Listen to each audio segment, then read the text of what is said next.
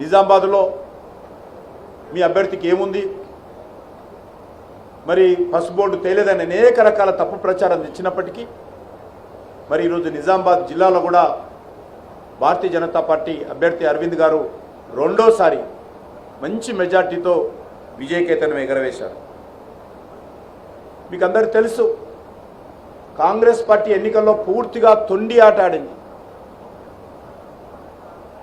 Congress party పూర్తిగా అబద్ధపు ప్రచారం చేసింది, విష ప్రచారం చేసింది, తప్పుడు ప్రకటనలు చేసింది. బీజేపీ గెలిస్తే రాజ్యాంగాన్ని మారుస్తారని, బీజేపీ గెలిస్తే బడుగు బలైన వర్గాల రిజర్వేషన్స్ తీసేస్తారని మరి అనేక రకాలుగా ప్రచారం చేయడమే కాకుండా దేశ హోంమంత్రి అయినటువంటి శ్రీ అమిత్ షా గారి ఉపన్యాసాన్ని కూడా మార్పింగ్ చేసి కాంగ్రెస్ పార్టీ అఫీషియల్ అకౌంట్లో పోస్ట్ చేశారంటే ఈ యొక్క ఎన్నికల్లో కాంగ్రెస్ పార్టీ ఎంత దిగజారుడు ప్రచారం చేసిందో అర్థం చేసుకోవచ్చని మనం చేస్తాము.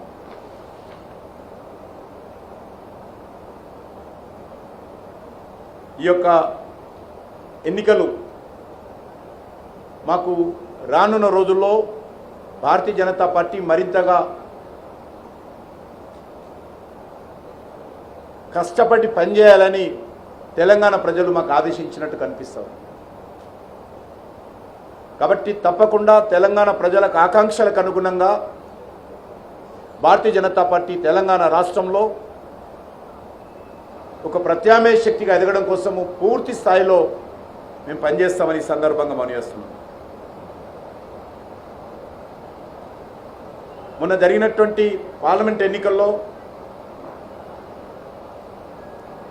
సుమారు 47 అసెంబ్లీ సెగ్మెంట్లలో 47 అసెంబ్లీ శాసనసభ నియోజకవర్గ పరిధిలో భారతీయ జనతా పార్టీ మరి ఆధిక్యాన్ని నిలబెట్టుకున్నాము. అత్యధికమైనటువంటి ఓట్లు 47 అసెంబ్లీ స్థానాల్లో బీజేపీ గెలిచింది. మల్కాజ్గిరిలో 7 అసెంబ్లీలు ఉంటే 7 అసెంబ్లీలలో బీజేపీ లీడ్ తీసుకున్నాం. ఒక్క శాసనసభ కూడా బీజేపీకి లేదు అక్కడ. అయినప్పటికీ 7 ఈరోజు బీజేపీ గెలవడం జరిగింది. చేవెళ్లలో 7 స్థానాలలో ఒక వికారాబాద్ తప్ప 5,000, అది కూడా వికారాబాద్లో ఒక 5,000 మైనస్ ఉన్నాం. మిగతా 6 అసెంబ్లీలలో కూడా బీజేపీ విజయం సాధించడం జరిగింది. కరీంనగర్లో 7 అసెంబ్లీలు ఉంటే 6 అసెంబ్లీలలో బీజేపీ విజయం సాధించడం జరిగింది. ఆదిలాబాద్లో 7 అసెంబ్లీ స్థానాలు ఉంటే అక్కడ కూడా 6 స్థానాలలో బీజేపీ విజయం సాధించారు, మెజార్టీ వచ్చిన ఓటు.